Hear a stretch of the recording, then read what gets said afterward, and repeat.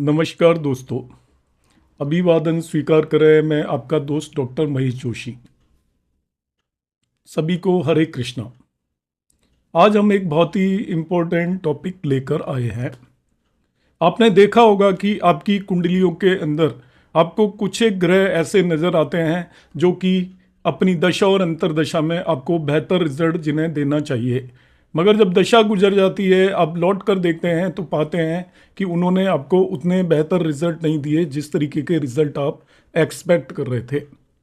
इसके बिल्कुल विपरीत जो प्लेनेट आपको नज़र आ रहे होते हैं कि ये आपकी आपकी दशा और अंतर्दशा के अंदर खराब रिजल्ट देंगे, मगर उनकी दशा और अंतर्दशा बहुत ही बेहतरीन जाती है। उसका कारण आज हम ढूंढने की कोशिश करेंगे। आज हमारी चर्चा का विषय, विवेचना का विषय है कि बहुत सारे प्लेनेट जो कुंडली में देखने पर अच्छे रिजल्ट देते हुए नजर आ रहे हैं वो खराब रिजल्ट क्यों देते हैं, और जो खराब रिजल्ट देते हुए नजर आ रहे हैं वो अच्छे रिजल्ट क्यों देते हैं। और इसके लिए हम डिस्कशन करेंगे नाड़ी आमशा टेक्नोलॉजी का।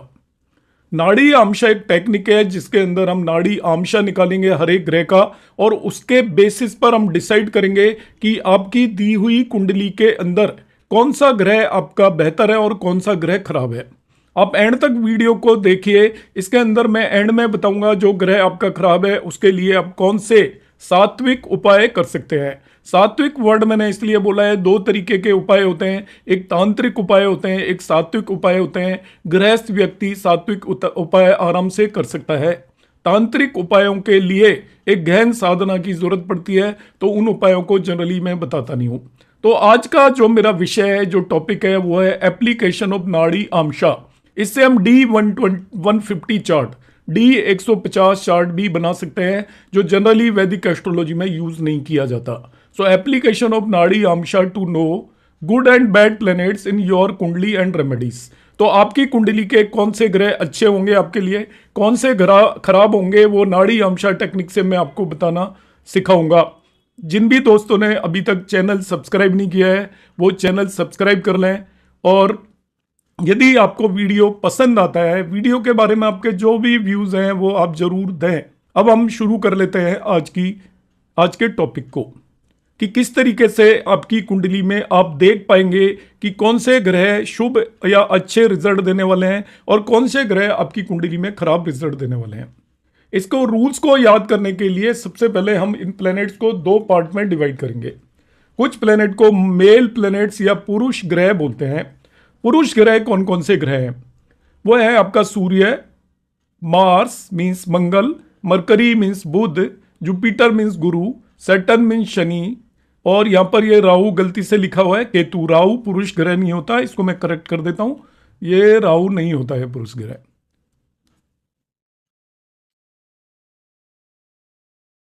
तो हमारे जो पुरुष ग्रह हुए या मेल प्लैनेट्स हो गए वो Sun, Mars, Mercury, Jupiter, Saturn and Ketu.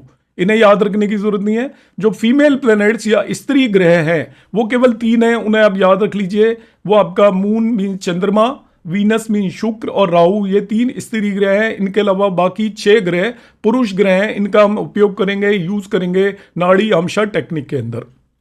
इसमें हमें क्या करना है, only minutes of planets are taken into consideration.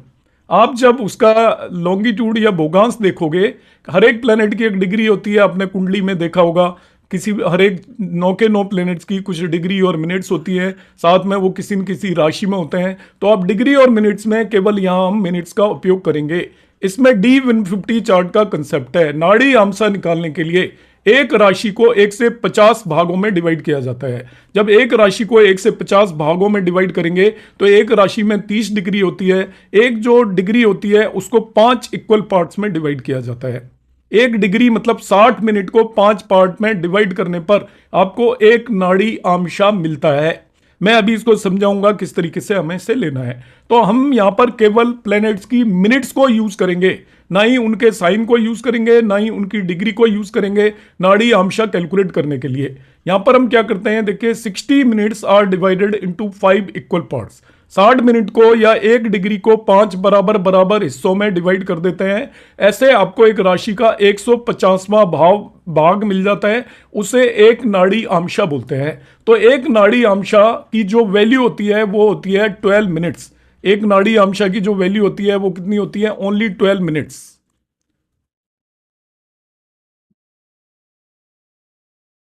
12 minute का एक नाड़ी आमशा होता है, तो 1 डिग्री मतलब 60 मिनट को 5 इक्वल पार्ट्स में डिवाइड करने पर आपको एक नाड़ी आमशा मिलता है। फिर से मैं रिपीट कर रहा हूं, यहां पर जो नाड़ी आमशा निकालने के लिए एक जो राशि होती है 30 डिग्री की, उसको 150 इक्वल पार्ट्स में डिवाइड किया जाता है।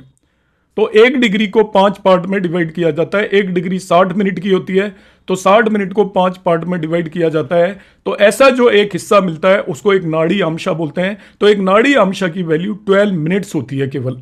तो इतने छोटे पार्ट में हम उस कुंडली में आपको डिवाइड कर लेंगे, हर एक राशि को 150 पार्ट्स में डिवाइड करेंगे, और उसके बेस पर हम डिसाइड करेंगे कि आपकी कुंडली में आपके लिए कौन सा ग्रह शुभ होगा और कौन सा ग्रह अशुभ होगा। अब मैं इसे एक्सप्लेन कर रहा हूं। देखिए, फर्स्ट नाड़ी आमशा आता है 0 से 12 मिनट, सेकंड नाड़ी आमशा आता है 12 से 24 मिनट, थर्ड नाड़ी आमशा आता है 24 से 36 मिनट, फोर्थ नाड़ी आमशा आता है 36 से 48 मिनट, और फिफ्थ नाड़ी आमशा आता है 48 से 60 मिनट।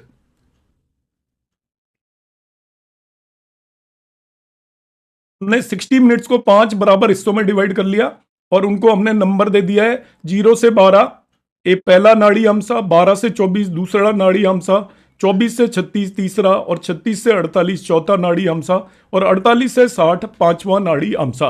मतलब 60 मिनट को 5 इक्वल पार्ट में डिवाइड किया है, या 1 डिग्री को 5 इक्वल पार्ट में डिवाइड किया है। तो 5 नाड़ी आमशा आपको मिल गए। अब हर नाड़ी आमशा को भी 2 पार्ट में डिवाइड करेंगे।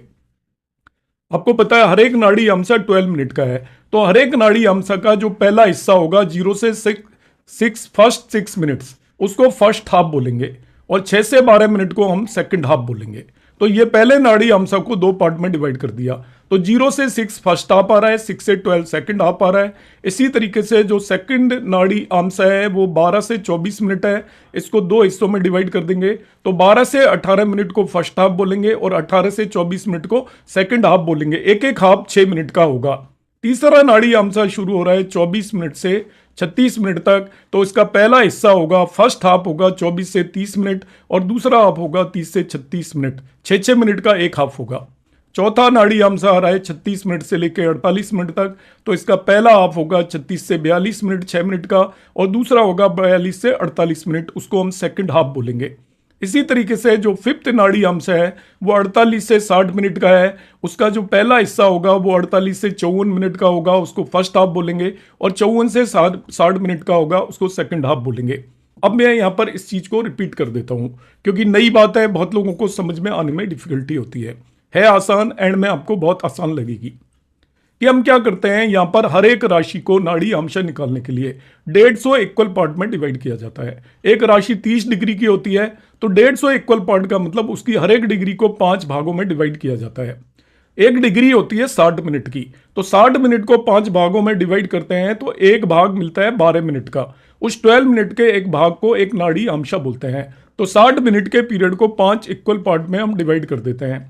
तो पहला पार्ट 0 से 12 मिनट होता है, दूसरा 12 से 24, तीसरा 24 से 36 मिनट, चौथा 36 से 48, और पांचवा 48 से 60 मिनट। ये 5 नाड़ी आमशा आपको मिल जाते हैं। हर नाड़ी आमशा को फिर 2 भागों में डिवाइड किया जाता है। पहला नाड़ी आमशा 0 से 12 मिनट है, तो उसकी पहली 6 मिनट पहला भाग होगा, और दूसरी 6 मिनट दूसरा भाग होगा। इसी तरीके से दूसरा नाड़ी आमशा 12 से 24 मिनट है, तो पहले 12 से 18 मिनट मतलब पहली 6 मिनट पहला भाग होगा, और 18 से 24 दूसरा भाग होगा। इस तरीके से हम हर एक नाड़ी आमशा को 2-2 हिस्सों में डिवाइड कर देते हैं। अब आपको कैसे पता चलेगा कि आपकी कुंडली का कौन सा प्लेनेट शुभ है, आपकी कुंडली के लिए अच्छे रिजल्ट देगा, और कौन सा अशुभ है, वो हम इन नाड़ी आमशा का उपयोग करके निकालेंगे। तो देखिए, इसका रूल नंबर 5 मैंने यहां पर लिखा हुआ है, उससे आप ध्यान से देखें। हम एंड में एक प्रैक्टिकल कुंडली पर लगाकर देखेंगे। Male planets are best in first half of any आमशा। जो मेल प्लैनेट हैं, जो मैंने अभी आपको बताए थे, पुरुष ग्रह, यदि वो फर्स्ट भाग में आ रहे हैं किसी भी आमशा के में, तो वो आपकी कुंडली के लिए अच्छे होंगे, शुभ होंगे, वो अच्छे रिजल्ट देंगे। मगर यदि वो किसी भी नाड़ी आमशा के दूसरे हिस्से में आ रहे हैं, देखिए मैंने एक नाड़ी आमशा को 2-2 हिस्सों में डिवाइड किया था। पहला हिस्सा आपका 6 डिग्री का था, दूसरा हिस्सा दूसरी 6 डिग्री का था। तो यदि कोई भी प्लेनेट एक नाड़ी आमशा के पहले हिस्से में आ रहा है, पुरुष प्लेनेट, तो वो शुभ होगा, मगर दूसरे हिस्से में आ रहा है तो अशुभ होगा। मतलब क्या हुआ, देखिए फर्स्ट नाड़ी आमशा का पहला हिस्सा 0 से 6 मिनट तक है, तो पुरुष प्लेनेट यदि 0 से 6 मिनट तक है तो वो शुभ होगा। मगर 6 से 12 मिनट तक है पुरुष प्लेनेट की मिनट्स, आप पुरुष प्लेनेट की डिग्रीज देखोगे, यदि 0 से 6 डिग्री आ रही है तो आप कहेंगे शुभ है, और 6 से 12 मिनट तक है वो, सॉरी डिग्रीज नहीं है मिनट्स है, माफ कीजिएगा। तो 6 से 12 मिनट यदि किसी की मिनट्स आ रही हैं लॉन्गिट्यूड के अंदर, वो अशुभ होगा पुरुष प्लेनेट।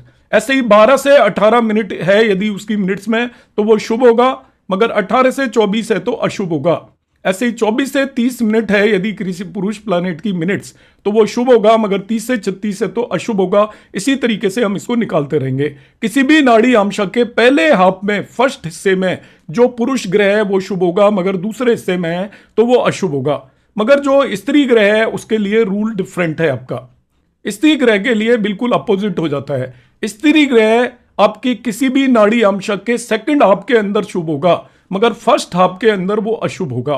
तो यहां पर हम यदि इसको ध्यान से देखें तो देखिए, स्त्री ग्रह यदि 0 से 6 मिनट आ रहा है उसका लॉन्गिट्यूड मिनट्स में, तो वो अशुभ होगा, मगर 6 से 12 मिनट स्त्री ग्रह का यदि लॉन्गिट्यूड आ रहा है तो वो शुभ होगा। इसी तरीके से 12 से 18 मिनट का मतलब नाड़ी आमशा के फर्स्ट हाफ में आ रहा है तो वो अशुभ होगा, मगर 18 से 24 में यदि वो आ रहा है सेकंड हाफ में आ रहा है तो वो शुभ होगा। इतना सिंपल सा ये नियम है जिसको मैंने यहां पर मेंशन भी किया है। In general male planets are good when their minutes are.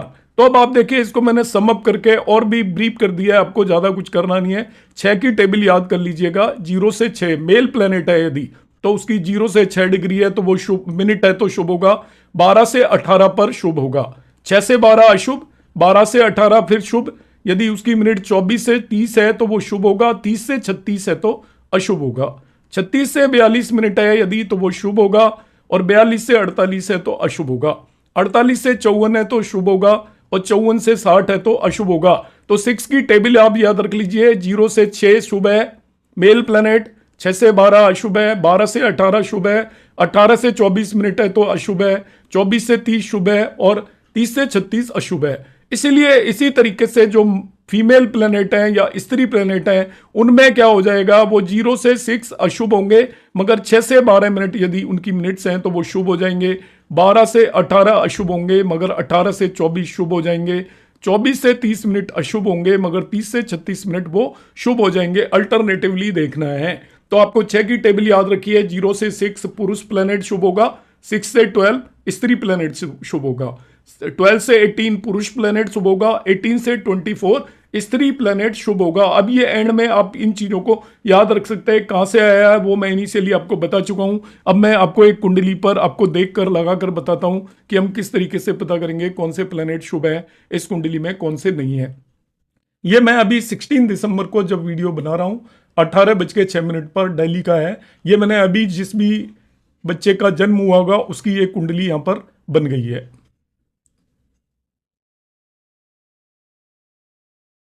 इधर ये सभी प्लैनेट्स की आपको डिग्रीज यहां पर नजर आ रही होंगी। आपको जब ये लिखा होता है जैसे एसेंडेंट, ये है 10 डिग्री 58 मिनट 41 सेकंड। सूर्य है 0 डिग्री 50 मिनट 40 सेकंड। मून है 15 डिग्री 53 मिनट 28 सेकंड।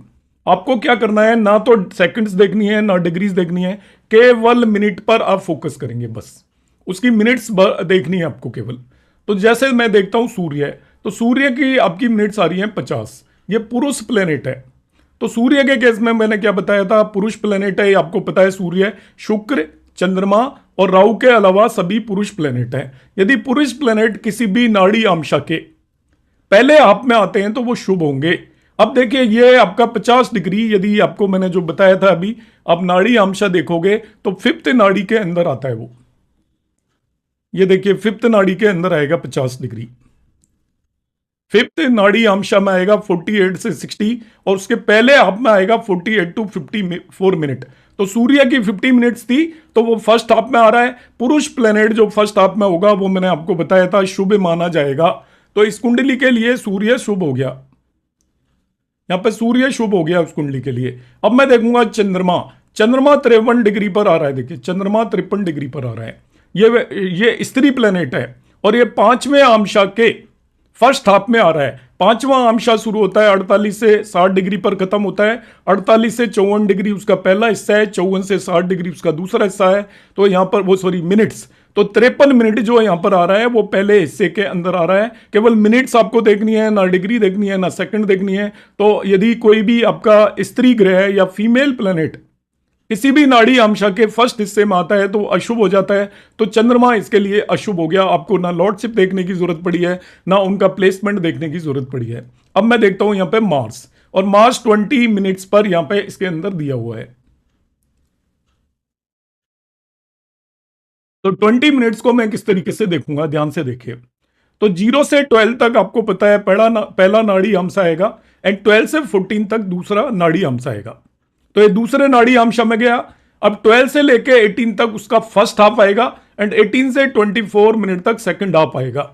अब ये देखिए 20 मिनट्स एक्चुअली 18 से 24 के बीच में आ रहा है, मतलब सेकंड हाफ में आ रहा है सेकंड नाड़ी आमशा के मार्स। सेकंड हाफ में पुरुष प्लेनेट अशुभ हो जाता है, तो इस कुंडली के लिए मार्स अशुभ फल देगा, ये हम कंक्लूड करेंगे। अब हम देखते हैं मरकरी। मरकरी यहां पर 13 मिनट पर है, तो 12 मिनट से लेकर 24 मिनट तक सेकंड नाड़ी आमशा है, जो मैं आपको अभी बता चुका हूं। तो यहां पर सेकंड नाड़ी आमशा के पहले हिस्से में आ रहा है। 12 से 18 मिनट तक पहला हिस्सा होगा, 18 से 24 मिनट दूसरा हिस्सा होगा। तो पहले हिस्से में पुरुष प्लेनेट आ रहा है तो वो शुभ होगा। तो इस कुंडली के लिए मरकरी शुभ है। अब हम देख लेते हैं जुपिटर। तो जुपिटर 53 मिनट हो रहा है, तो 53 मिनट आपके पांचवें नाड़ी आमशा में आएगा, जो कि 48 मिनट से लेके 60 मिनट तक होता है। अब पांचवें नाड़ी आमशा के दो हिस्से होते हैं। 48 से 54 मिनट तक पहला हिस्सा होता है, और 54 से 60 मिनट तक दूसरा हिस्सा होता है। यहाँ पे जो जुपिटर है वो 48 से 54 वाले हिस्से में आ रहा है, क्योंकि 53 मिनट पे है, तो पहले हिस्से में आ रहा है। तो पुरुष प्लेनेट जब भी नाड़ी आमशा के पहले हिस्से में आएगा तो वो शुभ रिजल्ट देगा। तो इस कुंडली के लिए जुपिटर शुभ है। अब हम देख लेते हैं शुक्र। तो यहां पर शुक्र आ रहा है, देखिए 24 क्रॉस कर चुका है। 24 क्रॉस करने पर वो तीसरे नाड़ी आमशा में माना जाएगा। यदि ये 23 होता या उससे कुछ कम होता है 24 से, तब हम उसको दूसरे में मानते हैं, मगर ये 24 क्रॉस कर चुका है, तीसरे नाड़ी आमशा में आ गया है। तीसरे नाड़ी आमशा होता है 24 से लेकर 36 मिनट्स तक। अब 24 मिनट से लेकर 30 मिनट तक उसका पहला हिस्सा होता है, और 30 से 36 तक दूसरा हिस्सा होता है। तो शुक्र तीसरे नाड़ी आमशा के पहले हिस्से में आ रहा है। शुक्र स्त्री ग्रह है, फीमेल प्लेनेट है। फीमेल प्लेनेट पहले नाड़ी आमशा के अंदर अशुभ रिजल्ट देगा। तो शुक्र इस कुंडली के लिए अशुभ रिजल्ट देने वाला है। अब आ जाते हैं हम शनि पर, सैटर्न पर। तो शनि यहां पर 19 मिनट पर बैठा हुआ है। तो 19 मिनट दूसरे नाड़ी आमशा में आती है। दूसरा नाड़ी आमशा है 12 मिनट से 24 मिनट तक। उसका पहला हिस्सा होता है 12 मिनट से 18 मिनट तक, और दूसरा हिस्सा होता है 18 से 24 मिनट तक। यहां पर ये 19 मिनट आ रहा है, तो दूसरे हिस्से में आ रहा है, 18 से 24 वाले में आता है। पुरुष ग्रह जब भी दूसरे हिस्से में आएगा, किसी भी नाड़ी आमशा के दूसरे पार्ट में आएगा, तो वो अशुभ रिजल्ट देगा। इसलिए यहां पर शनि इस कुंडली के लिए अशुभ रिजल्ट देने वाला है। अब आ जाते हैं हम राहु पर। राहु स्त्री ग्रह है।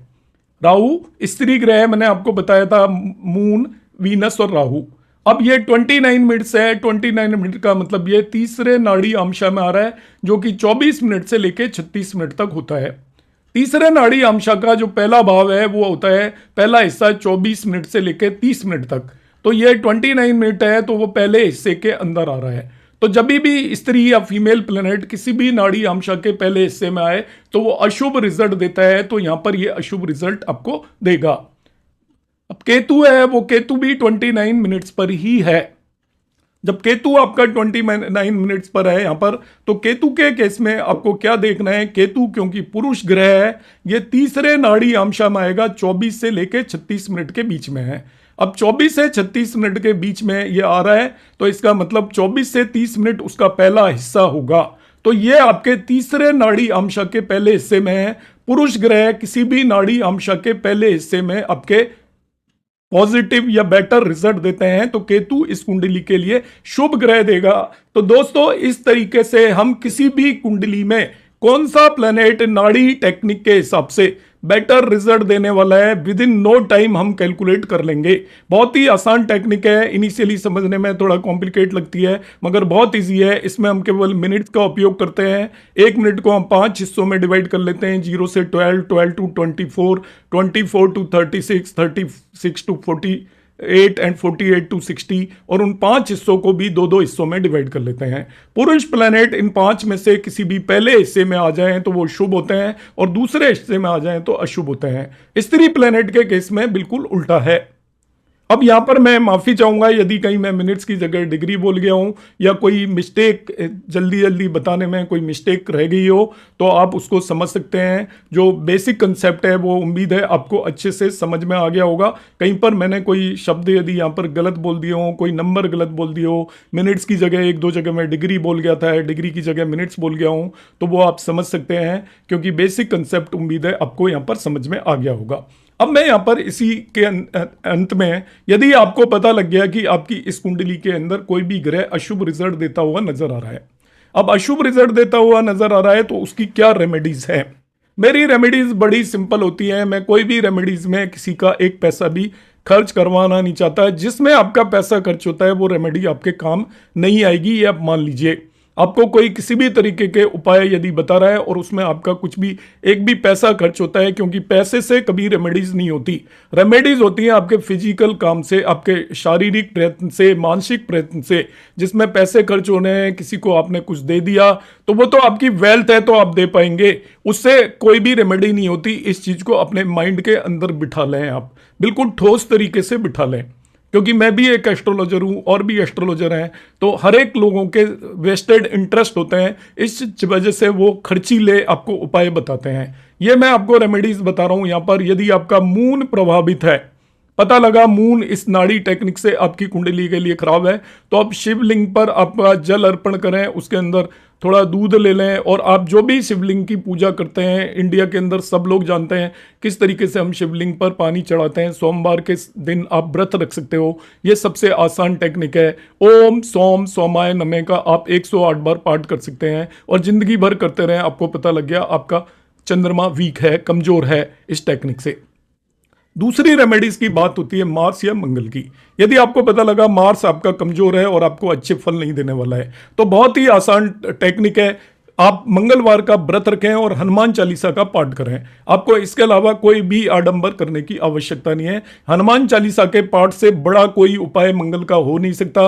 हनुमान जी से बड़ा कोई देवता नहीं है, भगवान का भक्त नहीं है। आप हनुमान जी की पूजा करेंगे तो किसी भी टोने टोटके की आपको आवश्यकता नहीं पड़ेगी। यदि आपका मरकरी प्रभावित हो जाता है तो आप विष्णु भगवान की आराधना कर सकते हैं, विष्णु सहस्त्र नाम का पाठ कर सकते हैं। विष्णु सहस्त्र नाम का पाठ करने के साथ साथ यदि वो नहीं भी करना चाहें तो आप गणेश जी की आराधना कर सकते हैं। रोजाना गणेश जी की आरती करिए आप जिंदगी भर, क्योंकि आपका मरकरी खराब है तो गणेश जी की आराधना करें। केतु के लिए भी सेम उपाय है, मैं एक साथ ही बता रहा हूं। गणेश जी की पूजा करें और पूजा में कोई आपको बहुत बड़ा वो नहीं करना है, आप कमिटमेंट के साथ गणेश जी की आरती करें। आप लड्डुओं का भोग लगा सकते हैं, अपने मंदिर में जा सकते हैं गणेश जी के में, वहां पर लड्डुओं का भोग लगाकर लोगों को आप बांटें। यदि आपकी श्रद्धा है तो जरूरी नहीं आप बांटे, आप गणेश जी की आरती भी करेंगे तो उससे भी काम चल जाएगा। जुपिटर यदि आपका गुरु खराब है तो गुरु का बड़ा आसान उपाय है। आपके जो भी गुरु हैं उनकी आप बातों को माने और उनकी कोई आप हेल्प कर सकते हैं, मदद कर सकते हैं, वो करें। यदि गुरु नहीं है तो आप किसी को गुरु जैसा मानते हो उसकी मदद करें। आपके घर में जो भी पूर्वज हैं, बड़े लोग हैं यदि हैं तो उनकी आप सेवा करें, तो उससे आपका गुरु पूरी तरीके से स्ट्रांग हो जाएगा और आपको सभी तरीके की गुरु से रिलेटेड परेशानियां दूर हो जाएंगी। शुक्र यदि आपका प्रभावित है, वीनस यदि आपका प्रभावित आता है नाड़ी टेक्निक से, तो आप लक्ष्मी नारायण का व्रत रख सकते हैं, लक्ष्मी जी की पूजा कर सकते हैं, लक्ष्मी जी की आरती कर सकते हैं, मगर ये उपाय आपको पूरी जिंदगी करने हैं। शुक्र यदि आपका प्रभावित है तो आप थोड़ा ढंग से रहें, साफ सुथरे रहें, अच्छे वस्त्र पहने, व्हाइट कपड़े पहने और शुक्रवार का व्रत कर सकते हैं। बगैर किसी की पूजा किए हुए व्रत करिए, उससे ही आपका शुक्र स्ट्रांग हो जाएगा। यदि आपका शनि खराब आता है इस तरीके से, तो शनि खराब हो तो आपको 7 बार हनुमान चालीसा का पाठ करना है रोजाना पूरी जिंदगी। ये ध्यान रखें, ये जो उपाय है ये पूरी जिंदगी करना है। इसके अलावा आपको ना किसी दान देने की जरूरत है, ना दक्षिणा देने की जरूरत है। आप 7 बार हनुमान चालीसा का पाठ करें, आपको शनि बिल्कुल आपका स्ट्रांग हो जाएगा, आपका वो कुछ भी हानि नहीं कर पाएगा। यदि आपका सूर्य प्रभावित है, खराब है, तो आपके अपने फादर का कहना माने, फादर के आप शिष्य बन जाएं, फादर की बातों को माने, उनका पूर्ण आदर करें, आपका सूर्य सबसे स्ट्रांग हो जाएगा। सूर्य का इससे बड़ा कोई उपाय नहीं है। आप ज़्यादा और करना चाहते हैं तो सूर्य भगवान की स्तुति कर सकते हैं मॉर्निंग के अंदर, आदित्य नारायण की आप पूजा कर सकते हैं मॉर्निंग के अंदर, आदित्य स्रोत पढ़ सकते हैं यदि आप करना चाहते हैं। नहीं तो पिता की आप सेवा करेंगे, उससे आपको पूरे फल मिलेंगे। आप अपने आप को परिवर्तित कर दें। यदि फादर से आपके रिश्ते भी खराब हैं तो आप उनसे माफ़ी मांगकर अगले दिन से ही आप उनकी पूरी बातों को बिल्कुल माने, क्योंकि पिता कभी भी आपको कोई गलत एडवाइस नहीं देंगे। वो नाराज भी होंगे यदि किसी से, तो वो इसीलिए होंगे कि आप उनकी बातों को नहीं मान रहे हैं। यदि आपको राहु से परेशानी है, आपका राहु खराब आता है, तो आप फिशेज को दाना डालें। अपने घर के अंदर एक्वेरियम ला सकते हैं, उसके अंदर फिशेज रख सकते हैं, या आसपास कहीं भी फिशेज हैं उनको आप थोड़ा दाना डालें। और ये आपका कोई एक्सपेंडिचर नहीं होता, बहुत ही सस्ता आता है। आप जो दाना डालना चाहें डाल सकते हैं। केतु का उपाय मैं ऑलरेडी बता ही चुका हूँ, गणेश पूजा आप करें। यदि जो ब्लैक डॉग्स वगैरह होते हैं, काले कुत्ते गली में जो घूम रहे होते हैं, आपको लगता है कि आप उनको कुछ खिला सकते हैं तो आप खिला सकते हैं। यही सभी उपाय हैं। तो उम्मीद है आपको आज ये एक नई जानकारी मिली होगी। आपको जानकारी कैसी लगी कमेंट बॉक्स में आप जरूर कमेंट करिएगा। और चैनल जिसने भी सब्सक्राइब नहीं किया है, चैनल को जरूर सब्सक्राइब कर लें।